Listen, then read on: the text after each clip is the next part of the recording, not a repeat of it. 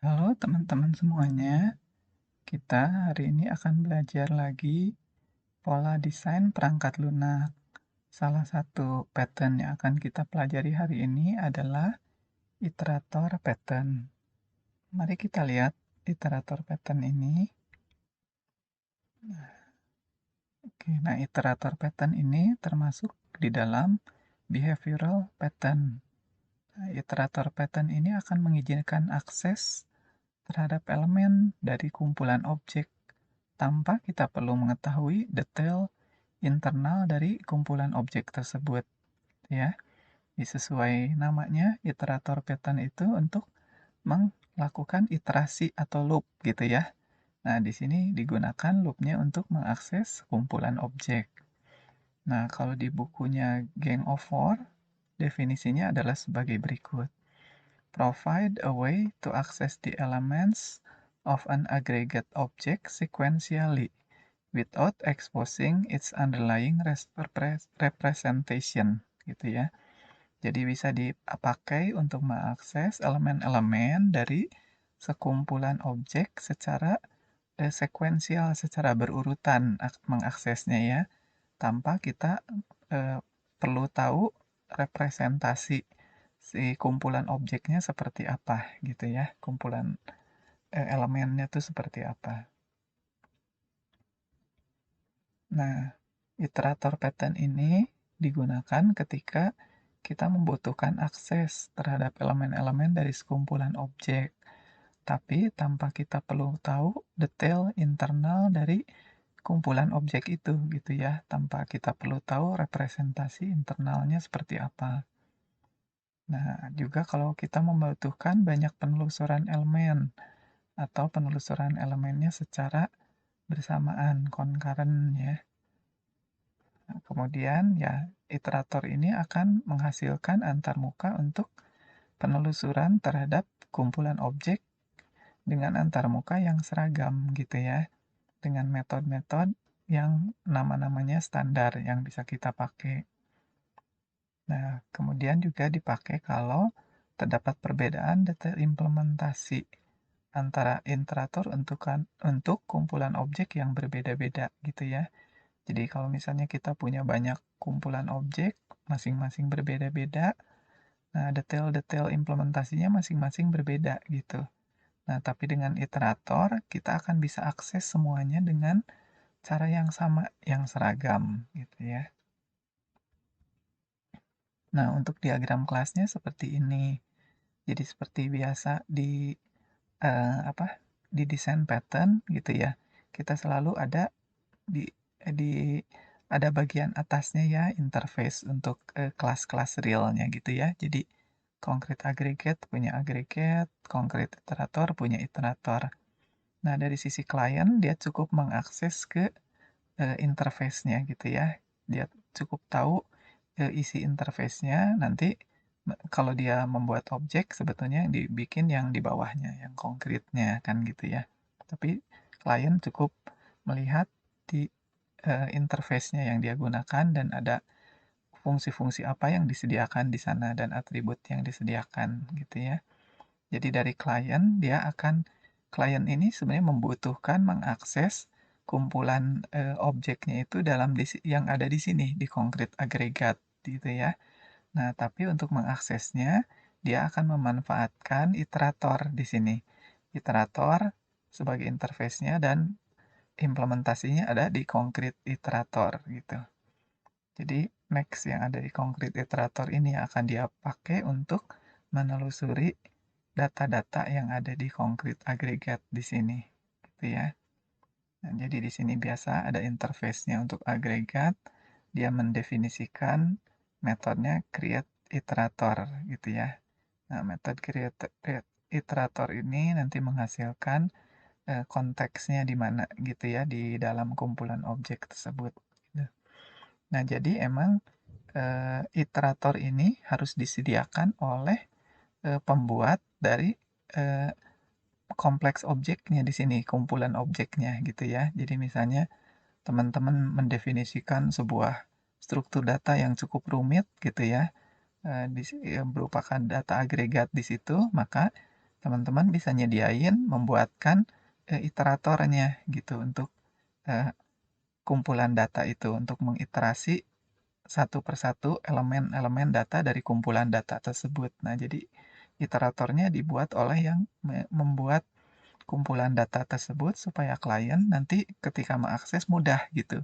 Klien tidak perlu melihat lagi struktur data internalnya seperti apa, tapi tinggal menggunakan iterator yang disediakan. Oke, nah di iterator itu tadi di sana cuma ditunjukkan yang next aja ya. Nah, selain next, next itu mengambil elemen berikutnya dari collection atau kumpulan objek agregat tersebut gitu ya. Nah, untuk mengecek apakah masih ada data berikutnya atau enggak, biasa digunakan namanya hash next gitu ya. Jadi akan true kalau masih ada data lagi, tapi akan false kalau datanya sudah habis. Kemudian remove dipakai untuk menghapus sebuah elemen dari collection tersebut, dari kumpulan data tersebut. Nah, ilustrasinya yang mudah diingat mungkin seperti ini gitu ya. Jadi kita punya program sisi klien kita. Program ini akan mengakses sebuah koleksi objek gitu ya, sebuah data agregat yang kompleks. Dan di situ ditulis bahkan terrifying gitu ya. Jadi rumit gitu ya, susah gitu aksesnya. Nah, ketika klien akan mengakses kumpulan data tersebut, kalau kita lakukan tanpa iterator, berarti klien itu harus tahu persis kumpulan data ini tuh strukturnya seperti apa gitu. Strukturnya seperti apa, klien harus tahu, lalu buat kode-kode untuk mengaksesnya gitu ya, untuk mengaksesnya. Nanti kalau ada kumpulan data yang lain lagi, yang beda lagi modelnya, sama ini juga harus membuat lagi cara aksesnya gimana gitu ya. Seperti itu. Nah, jadi cukup repot di sini gitu ya. Klien tuh harus tahu persis implementasinya seperti apa di dalam kumpulan-kumpulan data tersebut. Nah, tapi dengan menggunakan iterator yang pembuat dari collection tersebut, pembuat data yang kompleks tersebut, dia membuatkan juga iteratornya gitu. Karena dia pembuat objeknya, otomatis dia emang tahu persis gitu kan, struktur dalamnya seperti apa. Dia akan menyediakan iteratornya dengan metode-metode seperti tadi ya. Next, ambil data berikutnya, hashnext mengecek apakah ada data berikutnya atau enggak.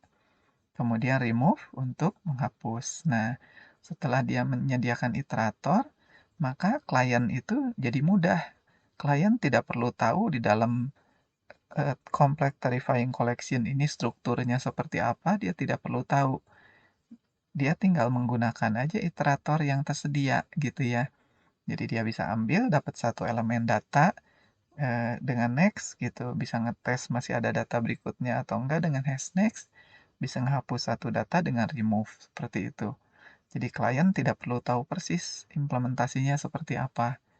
Gitu. Demikian juga kalau nanti misalnya ada collection yang lain lagi gitu. Collection yang lain lagi, dia menyediakan lagi juga iteratornya seperti itu, maka klien tetap menggunakan iteratornya saja gitu kan.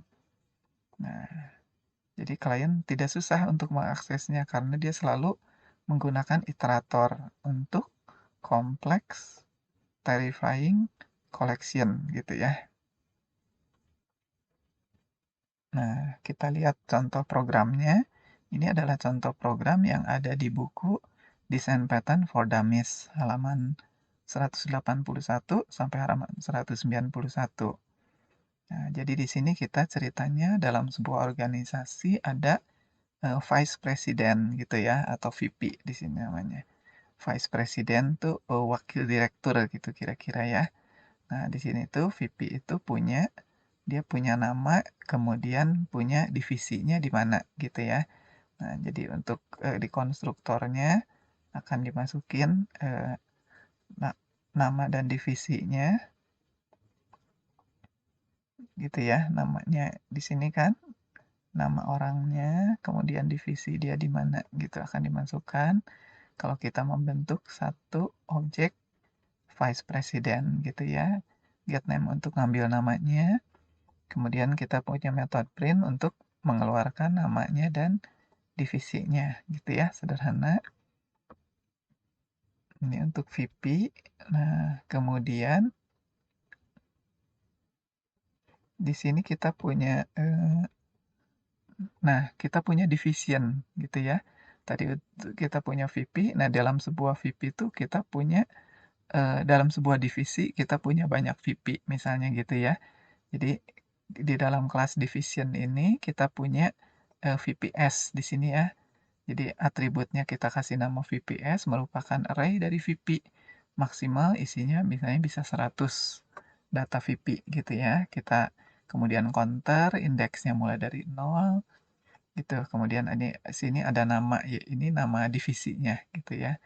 Nah, jadi untuk konstruktor division dikasih n ini masuk ke nama divisinya ya. Ini masuk, jadi nama divisi yang akan disimpan di atribut. Nah, di sini untuk ngehasilin nama divisinya. Nah, di sini bisa kita nge-add VP. Nah, kalau di sini N ini adalah nama orangnya. Di sini nama orangnya akan dipakai untuk membentuk objek VP kan di sini depan nama orangnya, kemudian ini adalah nama divisinya. Ini diambil dari sini. Gitu ya. Diambil dari yang nama divisi yang sudah dimasukin di atribut. Gitu. Jadi kalau kita nambahin ya di sini membentuk objeknya VP, kemudian dari objeknya tersebut dimasukin ke array VPS-nya tersebut gitu. Nah, jadi ini adalah sebuah kumpulan data di sini di kelasnya division gitu. Nah, division ini supaya mudah diakses oleh user, maka dia menyediakan iteratornya yang kita kasih nama division iterator. Nah, jadi ya, dia menyediakan iterator. Iterator ini akan mereturn objek bertipe division iterator gitu ya. Nah, jadi di sini akan melakukan new, membentuk objek division iteratornya dan mengirimkan data-data VP yang ada saat itu gitu ya. Jadi ini data VP yang sudah ada saat itu akan dikirimkan ke sini data array-nya supaya apa? Supaya bisa di-iterate gitu ya, bisa di-iterate per elemennya nanti. Nah, division iteratornya sendiri seperti apa? Nah, ini yang bagian kanannya. Ini adalah kelas division iteratornya. Nah, di Java ini menggunakan Java Util Iterator ya. Jadi iterator itu di Java sudah ada eh, di dalam library standarnya gitu ya. Nah, di sini implement iterator. Oke, nah di sini ada VP-nya, data yang VP, kemudian ada data location, ini untuk indeksnya juga ya.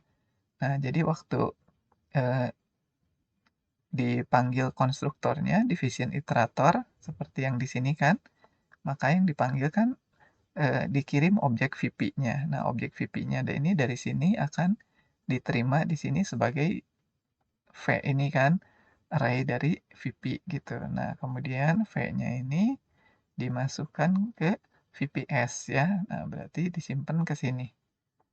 Nah, jadi dimasukkan ke atributnya. Ketika division iterator ini objeknya dibentuk, maka data-data kumpulan objek VP-nya itu sudah akan ditunjuk oleh VPS ini gitu ya. Nah, kalau di sini akan menyediakan metode-metode next, hasNext, dan eh, remove-nya gitu ya. Jadi dia menyediakan metode itu. Nah, untuk next, dia tinggal ngambil dari data array VPS tadi, ngambil yang lokasinya gitu ya. Kalau di sini location place place berarti ketika ngambil location yang saat itu, tapi setelah itu locationnya digeser ke yang berikutnya gitu ya, untuk pengambilan nanti yang berikutnya. Seperti itu. Jadi place place-nya kan di belakang, bukan di depan ya. Jadi dikasihin dulu, di return dulu data di location eh, N misalnya. Setelah dikirimkan datanya, maka N-nya di place 1. Jadi dia akan nunjuk ke yang berikutnya. Siap untuk data berikutnya. Nah, untuk hasNext, dia akan mengecek apakah location saat ini lebih kecil dari panjang data VP-nya gitu kan. Kalau misalnya udah lebih besar kan berarti datanya udah habis gitu ya. Jadi ini harus lebih kecil gitu. Dan kemudian VP di VPS di lokasi tersebut juga tidak nol gitu. Jadi objeknya ada gitu ya. di elemen tersebut datanya emang sudah ada tersedia, maka dia akan di-return true gitu hash next-nya ini. Berarti benar ada data berikutnya. Tapi kalau salah satu aja dari dua ini tidak terpenuhi, maka dia akan return false. Berarti datanya sudah habis, tidak ada data lagi. Nah, untuk remove-nya kebetulan di sini kosong aja, kita tidak implementasikan ya di contoh ini. Oke, nah kita akan coba melakukan di sini tes division. Ini adalah main program kita ya. Di tes division kita punya atribut division, kemudian atribut iterator dari division iterator. Nah, ini program main kita langsung membuat objek memanggil konstruktornya. Nah, jadi semua ini disimpan di konstruktor ya yang lainnya. Nah, di konstruktornya di sini dia akan division itu akan menjadi objek dari division cells ya. Jadi kita membentuk sebuah divisi, divisinya adalah divisi cells. Kemudian terhadap divisi cells tersebut, terhadap objek divisi cells ini kita nambahin VP-nya gitu ya. Jadi VP yang pertama Ted, kemudian tambah lagi Bob, kemudian Carol, kemudian Alice gitu. Nah, jadi di sini dari division ini titik iterator, metode iterator panggil berarti akan menghasilkan objek VP-nya ya akan diterima sebagai iterator di sini. Nah, jadi ini objek dari division iterator kan, iterator ini kemudian nah kita bisa mengambil datanya di sini ceritanya. Di bagian ini kita akan mulai ambil dengan menggunakan tes dulu pakai hashnext ya. Jadi kalau hashnext-nya masih true, nah berarti kita akan masuk ke dalam, berarti diambil data berikutnya, dimasukin ke dalam VP, setelah itu di print datanya di sini. Gitu ya. Itu berarti print data pertama, nanti masuk lagi ke data kedua, data ketiga, dan seterusnya sampai data terakhir dan berhenti gitu. Nah, jadi itu di sini fungsinya iterator ini. Kalau teman-teman lihat ini mengiterasi, terus datanya juga kan tadi di array ya, di dalam array. Sebetulnya kalau mengiterasi untuk data yang simple di dalam array seperti ini, kita bisa menggunakan yang for seperti biasa gitu ya. Nah, ini sengaja jadi ada contoh eh, program yang hasilnya akan sama, tapi menggunakan for di sini ya. Nah, jadi di sini ceritanya pakai yang for yang model seperti for each gitu ya. Nah, di sini jadi sama VPS-nya. Di sini berupa array list dari string, masuk data-datanya. Nah, kemudian, nah di sini kita menggunakan VP. VP itu adalah akan mengakses per data per elemen dari VPS gitu ya. VPS adalah di sini tadi array list-nya gitu. Nah, kemudian tinggal kita print VP ini udah ngambil data satu persatu dari isi yang ada di VPS gitu. Nah, kalau teman-teman lihat mungkin ya lebih sederhana yang ini aja ya, yang menggunakan for ini, bentuk yang for each seperti ini. Nah, tapi ini tergantung kalau bentuk seperti ini, dia hanya bisa akses untuk tipe-tipe data yang standar udah ada di Java gitu ya, seperti di sini misalnya array list gitu. Kalau Anda teman-teman mendefinisikan satu kumpulan data lagi dengan struktur yang bukan struktur yang standar ada di collection Java misalnya, maka ini tidak akan bisa digunakan gitu ya, cara yang for ini. Jadi menggunakannya gimana? Teman-teman sediakan cara dengan cara iterator ini. Jadi teman-teman sediakan iteratornya untuk kumpulan data tersebut gitu. Jadi iterator meskipun sepertinya jadul, tapi ini tetap kepake gitu ya. Jadi kalau kita punya kumpulan datanya itu yang struktur datanya bukan yang standar gitu. Kalau struktur data standar, maka ini sudah bisa dilakukan dengan yang bentuk for each seperti ini gitu. Nah, jadi seperti tadi ya, output-outputnya seperti ini berurut ya. Ted, kemudian Bob, kemudian Carol, kemudian Alice di sini. Ya, Ted, Bob, Carol, dan Alice semuanya ada di divisi cells gitu. Nah, yang berikutnya di sini adalah program yang sama, tapi ini dalam C# ya. Jadi dalam bahasa C# di sini kita punya kelas VP-nya, di sini juga sama punya atribut name dan division. Ini untuk di konstruktornya dia masukin data name dan division. Oke, ini untuk nge-get atau set name-nya gitu ya. Kemudian waktu di print akan ditampilkan nama dan divisinya. Ini untuk VP. Nah, kemudian ini untuk division, kelas division. Kita punya kumpulan dari VP ada di sini ya. Underscore VPS ini array dari data-data VP maksimal bisa 100, mulai dari indeksnya yang ke 0 gitu ya. Ini masukin data divisinya. Nah, kemudian ini add seorang VP gitu. Tinggal ini namanya, kemudian ini nama divisinya gitu ya. Jadi VPS yang ditunjuk oleh number saat ini akan diisi dengan data VP yang dibuat di sini ya. Dari sini akan dimasukkan, kemudian counternya number akan pindah ke tempat berikut ya, yang masih kosong gitu. Nah, di sini kita punya metode iterator yang akan mereturn objek bertipe division iterator. Gitu. Di sini akan new division iterator dan data kumpulan objek yang ada saat itunya ini dikirim ke sana gitu ya. Jadi karena ini berupa array, maka sebenarnya yang dikirim itu dalam bentuk ininya alamat memorinya gitu ya, reference-nya. Nah, division iteratornya seperti apa? Nah, ini adalah kelas division iteratornya yang disiapin gitu untuk bisa mengiterasi data ini. Nah, gitu ya. Dia ada VPS location. Nah, waktu bikin objeknya dia akan terima data ininya. Nah, ini VPS kan dikirim. Dia akan dikirim di sini, diterima, V-nya masuk ke sini.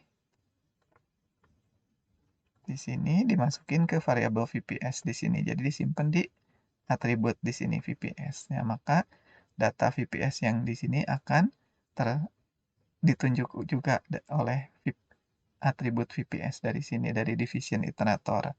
Gitu ya. Jadi dia dikirimkan referensinya supaya division iterator ini bisa mengiterasi ke dalamnya gitu.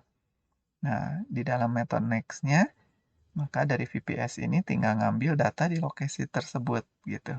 Dan location counternya dia pindahkan untuk siap ngambil data berikutnya. Dan yang di return adalah berupa objek VP. Nah, untuk hash next juga sama seperti di Java tadi. Dia akan mengecek apakah datanya masih bukan data terakhir gitu ya. Dan kemudian data di lokasi tersebut juga tidak nol. Nah, ini baru true kalau dua-duanya benar. Di sini logikanya AND ya. Nah, jadi kalau sebaliknya, kalau ada salah satu salah atau dua-duanya salah, maka akan returnnya false. Untuk metode rename ya, remove-nya di sini kita belum implementasikan. Oke, nah ini program utamanya.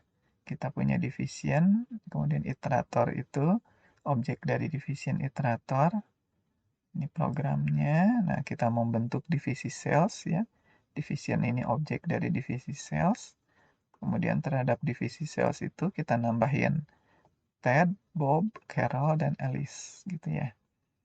Nah, ini adalah iteratornya. Jadi kita ambil objek iteratornya ini division.iterator. Kemudian tinggal panggil seperti ini di looping ya. Kalau hash next-nya masih true, maka dia akan ambil datanya. Data berikutnya itu dia ambil dan dia print. Seperti itu.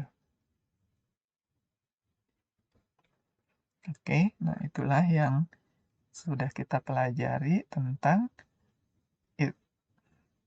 uh, ini ya, iterative pattern ya.